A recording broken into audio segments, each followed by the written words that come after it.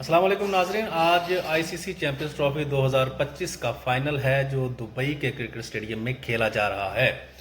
भारत को कहा जा रहा है कि ये फेवरेट है इस टूर्नामेंट का फाइनल जीतने के लिए, जबकि न्यूजीलैंड की जो टीम है वो अपनी भरपूर फॉर्म के अंदर मौजूद है। भारत को जहां पे और आईसीसी की जानब से बड़े हासिल हैं, वहीं पे इस जो चैंपियन ट्रॉफी थी उसमें भी बहुत ज़्यादा फ़ायदा पहुंचाया गया। एक ही वेन्यू के अंदर तमाम मैचेस भारत के रखे गए और वो उनको ट्रैवल जो है वो नहीं करना पड़ा। बाकी न्यूजीलैंड जो है उसने बहुत ज़्यादा ट्रैवल किया, 2 दफ़ा वो दुबई गई, फिर पाकिस्तान के मुख्तलिफ शहरों में वो ट्रैवल करते रहे। बहरहाल ये यहाँ पर भारत के ज़ेर असर आईसीसी जो है, आईसीसी के जो सदर हैं वो भी भारतीय हैं। तो अब देखना यह है कि आज फाइनल है, फाइनल में कौन फातेह होता है।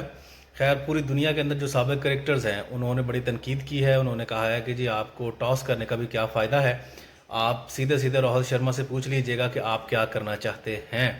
तो बहरहाल तनकीद अपनी जगह पर, लेकिन भारत बहुत अच्छा खेला है, ख़ुसूसन विराट कोहली, श्रेयस अय्यर, हार्दिक पांड्या, इसके अलावा मोहम्मद शमी की बॉलिंग बहुत अच्छी रही है, रविंद्र जडेजा की बॉलिंग बहुत अच्छी रही है, अक्षर पटेल की बॉलिंग और बैटिंग दोनों बहुत अच्छे रहे हैं। आज बहरहाल फाइनल है, फाइनल के बाद पता चल जाएगा कि कौन फातेह रहा कौन नहीं।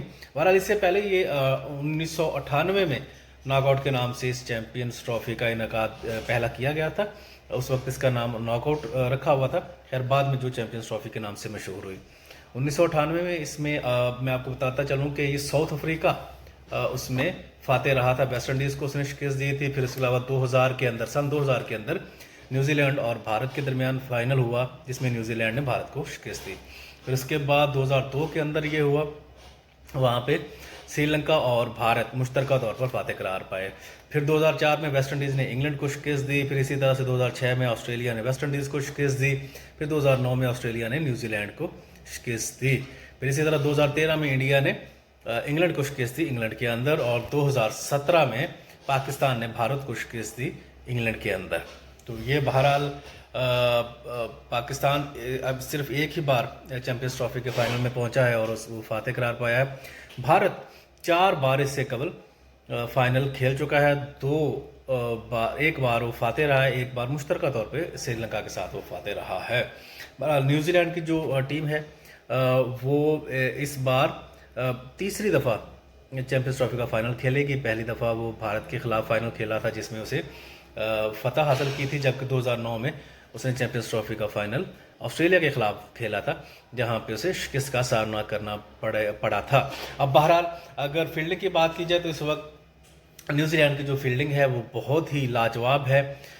फील्डिंग बहुत ही अहम एक रोल प्ले करती है किसी भी मैच के अंदर। तो फील्डिंग का एक जो है वो एज हासिल होगा न्यूजीलैंड को। इसके अलावा उनकी बॉलिंग भी इस वक्त बहुत अच्छी है।